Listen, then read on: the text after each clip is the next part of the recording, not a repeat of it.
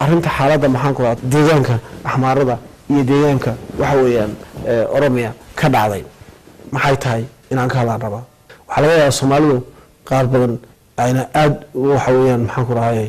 u fahansaneen baa laga yaabaa shacabka deegaanka Soomaalidu u fahansaneen laakiin dadka diaspora inay arinta fahmin baa suurtagal waxay horta dalka Itoobiya taariikh u lahaa taariikh soo jireen oo ilaa 3 oo mataqaanay sano lagu qiyaaso ayuu lahaa nidaam bay socotay 3 sano ama in ka badan 2 sano taariikh ay lahayd waxa weeye Itoobiya ayaa jirtay oo dawladnimo iyo nidaam boqortooyo ka soo jiray asoo jiray laakiin nidaamyadaas midna ma ahayn mid markaa shacabka Itoobiyaanimada dhisaya ama isjacayl ku sawiray ku abuuray ma ahayn taas oo qaadatay dhergii iyo xarisaas soo dhameysay dhibaato la xal ayaa ka dhacday Itoobiya dhibaatada la xad kale waxay ahayd mid lagu xaqirayo xuquuqaha iyo simaashaha qowmiyadaha Itoobiya waxa ka jira dad fara badan oo kala jinsiya oo kala luqada oo kala dal oo kala diina oo kala midaba ku nool laakiin marka qowmiyadaha Itoobiya ee faraha badan hadda koor waxa jiray in qowmiyad kaliya ay tiraaho aniga waxa weeyaan maamulaya aniga waxa weeyaan mas'uulka inta kale oo dhan waa inay ugu soo daafaylaan ama hantidooda iyo shacabkooda ma taqaanaa wax la dilay wax la dhacay laga dhigay tii xarisaasiyada soo qaatay dhergiga Soomaaliya halkii tagnay waa la garanayaa waxay qowmiyada Itoobiya ma taqaanaa si loo bahdilay waa la garanayaa haddaba dhalinyaro diiday qorqodka cadaadiska iyo waxa weeyaan caburiska iyo waxa weeyaan dilka iyo dhaca saaran ayaa jirtay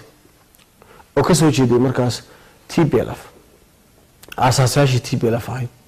iyagoo tareer bay galeen go'aansadeen inay doorka u baxaan isla markaana ay bedelaan waxa weeyaan isbedelka ay sameeyaan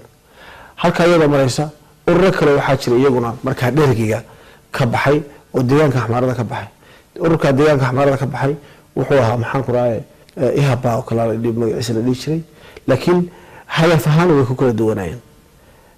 si kasta waatee doorka markay isku yimaadeen ururkii marka xilliga waxa weeyaan deegaanka axmaarada ka baxay xubno kale waxa weeyaan deegaanada kale ay ka mid ahaayeen isagoo jideys waxa ahayd dhergiga uu saxsan yahay laakiin Mengistu Haile Mariam oo markaas shakhsi ah ayaan baan bedelaynaa oo waxaan doorka ugu jirnaa halgamaynaa iyo marka nidaamka qowmiyadaha Itoobiya kaniisada looga taliyo Itoobiya in waxaan ku raaxay waxa qowmiyadahan waxa weeyaan nidaamkan qowmiyadana xor noqdaan oo deegaanada xor noqdaan oo waxa weeyaan dowladda federaal ee federalism ka meel aaminsaneen Mengistu in la bedelahay laakiin TPLF-tu markii laga bilaabay bilowgii horeba ay markii saa wada hadleen waxay noqotay ururada nooca ahaa ee waxa weeye marka ka dhaxbaa ka soo baxay axmaarada ee dhergiga la dagaalamay laakiin fikir khalad tan aaminsana iyo TPLF isku dhacaan iyaga duurka joogaba way isku dhaceen TPLF ku guuleystay xiliga kadib waxa weeyaan waxa abuurmay oo waxa weeyaan TPLF hadaf ahaan isku mid noqday oo guushay iyo hadda keenay waa ururka mataqaanaa ee Baadin la yiraahdo ururka axmaarada ka soo baxay oo Baadin la yiraahdo iyo ururka waxa weeyaan Hiwaat labada urur oo midna Tigray midna axmaarada ka soo baxay ayaa waxa weeyaan guushii dhergiga lagu burburiyay lahaa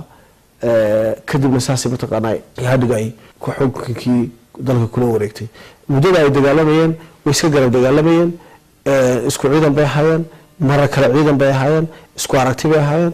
Baadin iyo waxa weeyaan TPLF-na saasay ku dagaalantay markii uu wax dhergi laga guuleystay kadib waxa weeyaan waxa timid in dadku ay waxa weeye marka dareemaan naacow horumarineed dimuqraadiyadeed oo markii ugu horeysay dalka Itoobiya ka dhalatay isbedel dimuqraadiyadeed horumarineed baa dalka ka dhashay balse laakiin isbedelkaas qaar badan oo cuntayn baa jira ama dawlado badan oo waxa weeye cadow ku ah danaha Itoobiya jira dawlado badan oo waxa weeye ka soo horjeeday Itoobiya jiray gudaha waxa jiray dhergigii shalay laga guuleystay ee ka guuleysteen iyo hadhiga ay ka soo guuleysatay dib fara badan dadkaas waxa weeyaan gudaha way ku jireen dawladda ka mid noqdeen waliba ciidankii qaranka ciidankii dhergigii laftiisa ee la jabiyay ee hadhi jabisay ma kala dirina qaar badan waxa weeye maxaan ku raaxay ka dhigtay in ciidankooda sii ahaadaan marka dhergigii si dadban iyo si toosaba uu sii jiray waxa weeyaan marar badan wuxuu isku dayay inuu caqabadeeyo dimuqraadiyadda ka dhalatay marka waxa weeyaan dalka Itoobiya qowmiyadu waxa heleen xornimo waxa heleen in dhaqankooda meesha shalay hal qowmiyad dhaqankeeda waxa weeyaan dhaqanka Itoobiya dhowraha maalinta qowmiyadaas ay ciido la ciidi jiray kaniisadaha la badin jiray masaajidada la joojin jiray oo waxaynan meeshii waxa weeye maxaan ku raayay qowmiyadaha Itoobiya la camuri jiray xataa waxaa dhacday inay qowmiyadaha Ethiopia say qowmiyadaha marka awoodda leh ee waddanka maamulaya isku weekaysiiyaan in ay garan luqadooda ka tagaan dadka Soomaalidu waa dad fiican waana dad Soomaalinimada ku adag waxaana tusaale ah inta Ethiopia ay soo jirtay ama dharkii soo jiray ama xalisaas soo jiray ama boqortooyadii kale ay soo jireen hal nin oo Soomaaliya magaciisa bedelay oo isku weekaysiiyay qowmiyadu lahayn ma jiro inuu la dagaalamo mooyee ma jiro bataa marka dadka Soomaalidu waxa weeyaan dad si dhiyarta lagu muuqulin kara maaha dhaqankooda laga tagi karo taasna waa tusaale laakiin qowmiyadaha Ethiopia qowmiyada badan oo magacooda bedelay waa jiraan oo ninka ma taqaanaa lagu garanay ka afraad qowmiyadu ka soo jeeday ama ka saddexaad baan u jeedaa atirkiisa lagu garanay isagii abiiba ay qowmiyada ahayn sheegteen because cadaadiskii la saaray maadaama cabsi geliyay because inuu isku ekaysiiyo bulshada markaa ma taqaanaa dadka uu markaa isagu mooday inay ka fiican yihiin maskax gubeysi baa ka dhacay Ethiopia bahdil baa ka dhacay dhibaato fara badan ka dhacay dhibaatadaas oo dadku ma taqaan qowmiyadii iyo luqadiisa inuu ku faanin uu dafiro qowmiyadu ma hayno sheegto in magaciisa meesha qofku magaciisa hooyadii ay tiraahdo wiilkaaga yaa lagu caayo magaca hadda qowmiyadu ka soo jeedo aad u bixiso yaa lagu caayna magaca qowmiyada wanaagsan ee fiican u bixi in la yiraahdo ayaa dhacday taas marka waxa weeyaan waxa bedelay dhiigooda u horay ururka wax ihadi ka ahaato ihadi weeyaan waan dhigi karnaa laakiin halganku meesha ka bilaabay Tigray baa ahayd oo Iran 60,000 oo qof bay ku nafwaayeen in dadka magacooda bedelay ama magacooda dib u soo sheegtaan qowmiyadna ka Iraanin marka waxa weeyaan ururada hadda ururka Gimbeysawad ee deegaanka Xamaarada ma taqaana ka jira ururka Unaad Uba oo deegaanka Soomaaliya ka jirta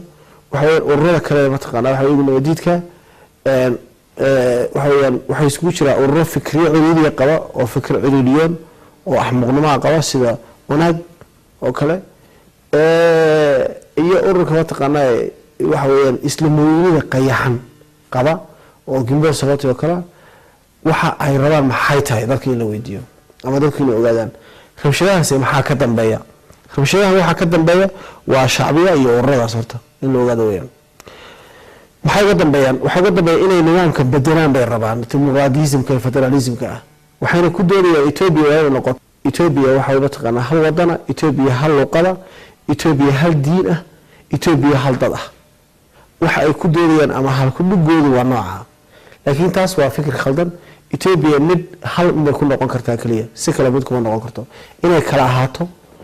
oo kala joogto Ethiopia mid ku noqon kartaa oo dimuqraadiyadda Ethiopia mid ku noqon kartaa inay kala ahaato mid ku noqon kartaa Ethiopia waxaan in Ethiopia mid ku noqon kartaa oo kaliya wadada hadda federalismka iyo dastuurka Ethiopia mid ku noqon kartaa laakiin Ethiopia hal diin ku dha Ethiopia hal luqad ku dha Ethiopia hal ma noqon karto taas ma dhici karto waana riyo wayna iska riyoonaya ma dhici kara dadkaas Ethiopia waxa weeyaan waxa caalam ah calanka federalismka ee buluuga xididka ku dhex taalo casaanka hoosta dhexda oo ma taqaanaa waxa weeyaan huruuda korkooda ma taqaanaa cagaara dhexda oo waxa weeyaan buluug leh oo xidid ku dhex taalo buluuga ay xididtaas waxay sheegaysaa Ethiopia waa la wada leeyahay Ethiopia waa tog ka abuurmo waa webi ka abuurmo tog ku soo dara weeyaan toga webigaas biyihiisu waxay ka yimaadaan waxaan ku raad tog fara badan oo isku yimaada Ethiopia saasa loo qiyaasaa qowmiyad kale lagu tilmaami karo dad gooyo lagu tilmaami karo Ethiopia leedahay noocaas maaha marka nimankan waxa weeyaan hadda deegaanka Xamaarada ka kacay waxa weeyaan haysta calankan hadda la soo baxay waxay cadeeyeen deegaanka Xamaarada nimanka ka mudaharaadayay inay dhirgiin bay cadeeyeen waa markaa mas'aladar iyo good governance problem iyo maxas maaha ma jirto waxa weeyaan waxa la rabaa in la bedelo nidaamka federalismka in la bedelo dimuqraadiyadda in la bedelo Ethiopia lagu bedelo Ethiopia kaniisada looga talin jiray Ethiopia ma taqaana waxa weeyaan hal luqad hal dhaqan ee dhaqanka kale lagu istaagay taas la rabaa waxa loo mudaharaaday wax loo jibin wax kale ma deegaanka Soomaaliya si lagu qabsan lahaa weeyaan waxa loo mudaharaaday Ethiopia si lagu qabsan lahaa weeyaan waxa weeyaan arinta kaliya bay wadaan haddaba si qorshahaas u geeyaan maxay sameeyeen xagee ka timid nidaamka dimuqraadiyadda halgankeeda ayaa bilaabay halgankeeda waxa bilaabay xagee ka timid halkee hadaan ka guulaysanaa deegaanada kala qabsan karnaa arrin ay soo qaateen waxay qaateen deegaanka Tigray inay weeraraan shacabkiisa inay weeraraan dadkiisa laayaan hantiisa dhacaan cabsi geliyaan kadib markay Tigray cabsi geliyaan inay waxa weeyaan maxaan ku cid kasta ay u habsato oo u istaagto ay ma taqaanaa waxay wadaan ay Tigray ku weerarayaan ee waxa dadka Tigray lagu leynayo waxa weeyaan waxa laga raadsanayaa waa dimuqraadiyadii ay sababto hayeen nidaamka ay sababto hayeen ee dadkoodii ku waayeen dadka magaciisa shalay bedelayay maanta inuu Tigray wax ka sheego waa cadaalad darro dadka Soomaaliyeed ma bedelin laakiin qowmiyadaha Itoobiya wala soo gaarnay qowmiyadaha ma taqaanaa waxa weeyaan magacooda bedelay iyo qowmiyadaha ma taqaanaa waxa weeyaan qowmiyadooda ka faanay qowmiyada maanta in hadana Tigray wax ka sheegan oo waxa weeyaan dadka ay wax ka sheegan waxna yeelan waa dhibaateynta ilaa qowmiyad kasta nin xun leeyahay nin fiican uu leeyahay qowmiyad kasta nin xun leeyahay nin fiican uu leeyahay Soomaaliya nin xun leeyahay dad xun la badiidina leeyahay oo boqorka Soomaaliya leeyahay waxaan dad fiican leeyahay oo wanaagsan isoo dhiibo kale leeyahay qowmiyad kastana dad xun leeyahay dad fiican leeyahay marka waxaan ka wadaa hadda weerarka maxaa lagu qaadayaa dadka waxa weeyaan qowmiyada Tigray loo barakiciyay hantidoodii loo dhacay loo dilay loo laayay iyagoo shalay u soo dagaalamay isbedelka maanta jooga kaliya waa in nidaamka la bedelo weeyaan Tigray lama jeedo deegaanada kale dhan loo jeeda Oromada loo jeeda Xamaarada lafteeda loo jeeda Soomaalida loo jeeda waxa ma taqaanaa Anfarta loo jeeda waxa loo jeeda Gaambeelaha iyo Benishaangulka iyo Dabuubka loo jeeda waxa loo jeeda dhammaan qowmiyada Itoobiya dhan loo jeeda wax kale ma kaliya wax Tigray ku sabaxay weerarkan hadda dadka lagu barakicinayo lagu laayay dastuurka Itoobiya loo jeeda